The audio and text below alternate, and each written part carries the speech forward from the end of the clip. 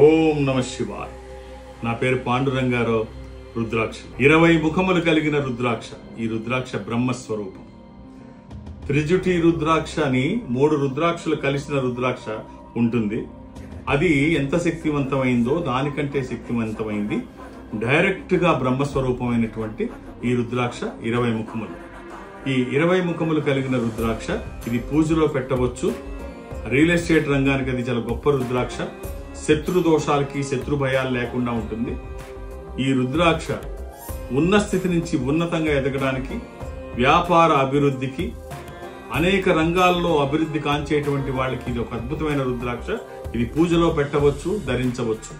బ్రహ్మస్వరూపమైన 20 ముఖాల రుద్రాక్ష. ధరలో కూడా ఇది చాలా ఎక్కువ ఉంటుంది. జాగ్రత్త, నకిలీలు కూడా బాగా ఎక్కువ ఉంటాయి.